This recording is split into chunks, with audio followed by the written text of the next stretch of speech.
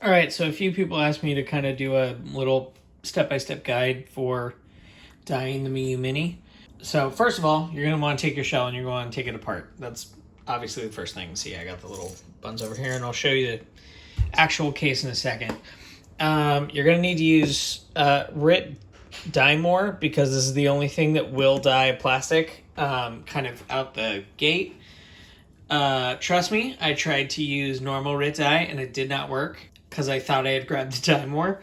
And so I wasted a bunch of time trying to dye plastic with non-plastic dye. Another thing you're going to want is you're going to either want acetone to kind of help the dye penetrate the plastic.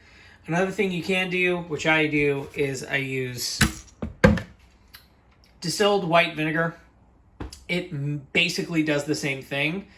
I was having a lot of trouble dyeing blue on my last shell, and the blue was not sticking, and until I added the vinegar in, I was getting these really light, basic washes of color rather than the color itself. Another thing you're going to want is some sort of measuring cup that you can use to get your color mixes right if you're using, a mix of color. I'm trying to do a mix of kind of a tealish and like a light purple on this one. So I have to get the measurements right for this and the measurements right for these. So one of these is really good for that. The last thing is that depending on how you're dyeing it, you're either going to want some sort of utensil to kind of stir the pieces around. Say I wanted to, dye this and all of these in the shell a single color. I'd want some sort of like spoon or something to scoop it out and kind of stir it around in the pot. With this and that tool, you're going to want to remember that as soon as the dye touches it, it's no longer food safe. That's also a really important thing. Don't ever eat with anything you use with dye. It's highly toxic. It will be bad. So make sure you have something to use that you never want to use for food prep ever again. And so since I'm doing kind of a half and half dye, I actually took these barbecue skewers and like kebab skewers and taped it with masking tape on one side. And what that's going to do is I'm going to be able to set that onto the pot and kind of keep this at a even half of the body of the Miyoo Mini kind of submerged, and I'll do that for 10 to 20 minutes depending on the color. And then I'm going to take all the tape off and then put it in on the other side. I'll move these over there. And then that's how I can kind of get the like specific area dye. If you are just doing a full color, you don't have to worry about that. You just have to take it apart, back shell each piece, put it into the dye, and then remember to be mixing it around. Otherwise, you're going to end up with spots that are not dyed because they're touching the pot. I also have a huge pot. It is filled right now with warm water. I'm going to turn the heat on and get that to basically a bubble, and then I'm going to turn the heat down and let it kind of cool down a little bit, just so that it can be a hot water mixture with the dye, but not bubbling, because that'll make an uneven dye. I'm going to get that started and then I'll cut to that in a second. One other thing to remember, these dyes right there say that you must use it on a stovetop to maintain high temperature. You don't have to do that. I've found that like specifically reds, pinks, oranges, and yellows have an easier time penetrating the plastic. You can do that with a cold bath if you don't have a stove readily available. It takes longer. So if you're trying to do anything more than a single color dye, it'll be harder. And then the other thing you got to remember, especially with this, is that you got to shake it a lot before you use it. Learn from my mistakes. I didn't shake my blue the first time, and when I went to wash it off after I had dyed it for, I think it was 2.5 hours, all of the blue came off. So learn from my mistakes. Don't do that. All right, so now I got my mixture in there. It is heating up currently. One thing I do want to say is that when you are using the vinegar, you don't need to use a lot of it, or the acetone. I usually do literally either like 2 tablespoons at most. It just depends on what color I'm using, with darker shades or cooler colors, I think it's harder for plastics to dye those colors with the way Rit dye works. So I end up using about 2 tablespoons. If you're using acetone, just kind of look up safety guides for using acetone around fire because it's a little more flammable. So just be careful when doing that. And if you're using, hotter colors like red, orange, pink, you don't need to use as much. Like even a tablespoon might be a little too much. So just keep that in mind when you're prepping your color and your mixture as you're heating it up. Like, you don't need a lot of it. You just need a little for the plastics to kind of like get a little, chemically, I don't know what the term for it is. All right, so we've put the shell into the dye. I'm going to put it in for 10 minutes and pull it out and see how it is. Because I'm trying to go for an ombre in this one, I'm dyeing it a little past half. One thing you'll notice with the masking tape, if you're doing some sort of crazy dye pattern like this, it'll get kind of soggy, but it should maintain its hold. And because the heat is low, the sticks aren't in any danger of catching on fire. But you got to make sure that you get it to that boiling point and then you put it back down to low. So basically we're going to leave this for 10 minutes, pull it out, and I'll show you how to wash off pieces. Well, really, I don't need to show you. Basically, when you pull it out, you're going to be washing it off in cold water. Some people like to do it with soap. They think that it helps the dye, like the particles that will be staying on. And I've heard someone talk about how it makes it so it doesn't bleed as much. I haven't seen that when I've been dyeing plastic, but that's just another method you can use. As you'll see, this is actually perfect. You're going to see that it's like pooling a little bit. So far I have not found a way to not have these pools form. So when you are dyeing, you're going to have to keep in mind that it's not going to be a fully straight line. That is just something that you're going to have to deal with. I have yet to find it out. If I do, I will let you know. So one thing I'd like to point out is you can kind of see it in the seam here. I left this together. Normally I would probably try and dye this separately, but I left this together because you can kind of see that the dye has run upwards on the shell a little bit. Obviously, it's not as important in the screen area. And for this particular dye job, because I'm doing a fade, it's all right that a little bit has come up. But just be aware that if you're doing multiple colors and not a single color, some of these plastic shells have little, I would say probably micro scritches in them. And the dye will actually move upward as you're dyeing it. So that's just something to be aware of.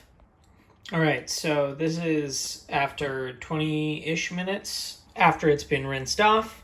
I got a pretty solid color on the left side, kind of a wishy-washy color in the middle, ish area, and then not a lot on the right side. A few of the, as you can see kind of on the tape, it did kind of run up and then run along the tape. So keep that in mind. If you're using the tape, you want to make sure it's sturdy.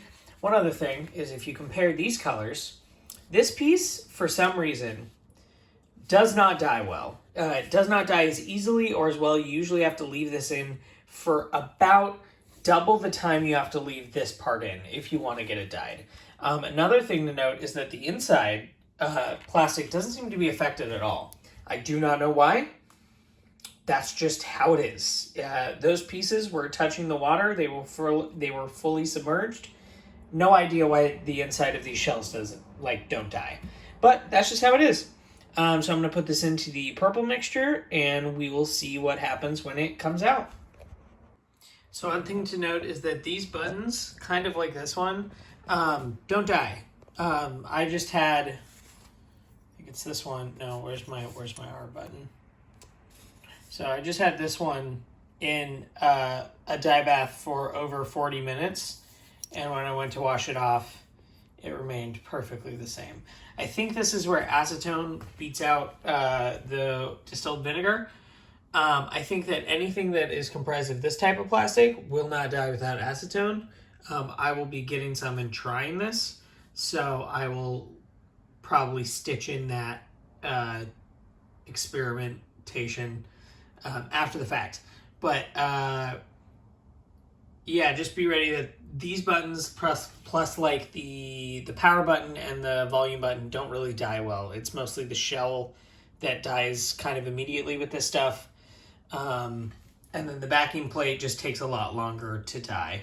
So, all right, so I'm now doing an acetone dye bath just to see what happens and what the difference is in terms of colors. I also did a previous dye in between the one I showed and this one, where I used acetone and did a full color dye, and the color got really deep and dark, and so I'm trying to put this in for only about 5 minutes to see if I can get a lighter shade of coloring rather than a deep reset color, because I want this one specifically to have a little bit more vibrancy than the one that I dyed the other night. Again, you can see that the dye is actually working its way up the plastic right there. One thing you're going to want to do with acetone is you're going to want to make sure you're doing it in a place that either has a vent fan or good ventilation with windows. I'm sure you can hear the fan going right now. That's just to make sure the fumes don't kind of collect in your kitchen while you're doing this, because, you know, it's not super safe to be inhaling those fumes.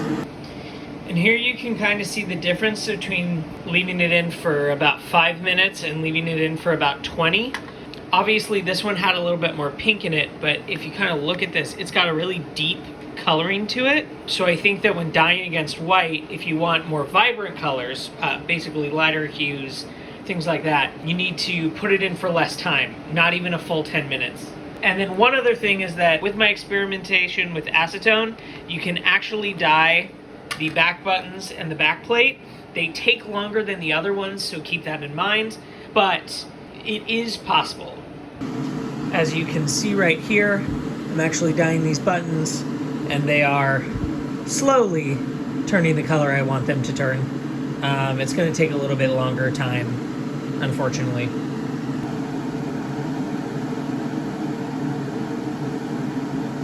Alright, so I wanted to give a brief rundown of all the ones that I've dyed so far, and kind of what method I used and kind of the outcome. So I showed this earlier in a previous post. This is basically the first one I dyed. The top was done with a cold bath for about 20 minutes to get this kind of like light pink color on it. And the bottom was done in a heated bath with distilled white vinegar. I didn't have acetone at the time I did this. This took about 20 minutes to set in. The back panel for the battery took about 40 minutes total to get kind of a consistent color. This was my first attempt at dyeing. I didn't have a lot of tools like ready and hadn't done a lot of research. But honestly, for just kind of like things lying around the kitchen and just a couple Rit dye colors, I really like how this one kind of turned out like a Rocket Pop. This was my first attempt with kind of a bunch of different colors mixing to get this kind of tealish green and then this purple. This was also done with a vinegar bath, but these were done in hot water, not cold water. Each was given, I think, 10 to 20 minutes, somewhere in between. I pulled it out when I liked the color. We got this middle stripe down where the colors mixed, and you'll see a difference in one that I used the acetone with in a little bit. But like the other ones, I had to do extra time on the back paneling for the battery because for some reason these pieces, and you can see with these triggers that did not dye even though they were in the purple and the green, without acetone, these are not going to dye. At least within a reasonable time. These were left in for 40 minutes each. These two were in the purple and these two were in the green, and they look pretty much as white as they were when I put them in. So these two were done with white distilled vinegar. That's a great option if you can't get your hands on acetone and you just want to do the outside shell and not any of the buttons. That is perfectly acceptable. You'll get some lighter, more kind of I don't necessarily want to say pastel tones, but you'll get lighter colors that might come out a little more vibrant. This was my first attempt at dyeing with acetone, and I was going to do some multiple colors, but at 11 minutes, the tape on this one broke, and this fell in, so you can kind of see a little bit of a line where this had been submerged for longer. But in all honesty, the red, and you can see the back paneling and buttons, the buttons came out great. The back paneling came out great. Other than the kind of line you see here, overall, this one ended up really well. It's a really nice red color. It's pretty consistent all the way through. There's a few differences in terms of like the way the plastic is, but overall, this is a really nice red color. This was also done acetone. This was 10 minutes, a full submerged, and you will see that there was a little bit of an inconsistency in not only the color mixing, which was a little bit of green and 2 different shades of blue, but you can notice that the front panel and the back panel of the shell are 2 different colors, as well as the battery panel and the buttons being different colors as well. These were all submerged for the same amount of time. I'm not sure why it's so different from the red, which seems to be mostly consistent all the way through. In terms of coloring, it's probably something to do with the blue color. And so I would just warn, if you're going to be doing blue or greens, make sure that your colors are fully mixed and you'll avoid these like spots. But also blue, I just feel like has a harder time dyeing than any of the other colors. Again, this one I had dyed in a cold bath for 4 cycles of 10 minutes, and it had no color to it. I left it in then for another hour fully, and the blue washed off completely. It was only when I did a heated bath on this one that I even got this blue color. So if you're dyeing blue, and I mean like straight blue, because greens seem to dye pretty easily. If you're dyeing straight blue, just be careful, and it might take more time for different sections. Last but not least, this was turned out to be my favorite, and I ended up using it for my actual Miyoo Mini that I was fixing up. This was 10 minutes a piece on each color, and with the acetone, compared to this, which you see that kind of like mix of colors, the mix here kind of did not bleed over. You can see a little bit of vibrancy and kind of fading in between, but mostly it came out really nice. So I've got this like really nice like kind of pear green at the top, and then this kind of raspberry, like berry red at the bottom. So yeah, I know this is a long section at the end of the video, but hopefully this kind of gives you guys a little idea of what to do when you want to dye your own shells. I will probably be doing a few more just to see what I can do. I'm going to try and do a polka dot pattern and see if I can use some trickery of tape and see how the dye affects it, and if it's possible to like tape down shapes with certain tape, like aluminum tape or something. So we'll just see. If I have any updates, I'll post. Hopefully you found this helpful. There are other videos too that you can go find if you look up dyeing my Miyoo Mini plush shells. I believe there is a video where someone is dyeing both green and yellow. That's also got some useful information on it, so I check that out too. But like I said, hopefully you found this helpful, and good luck if you choose to dye your shells.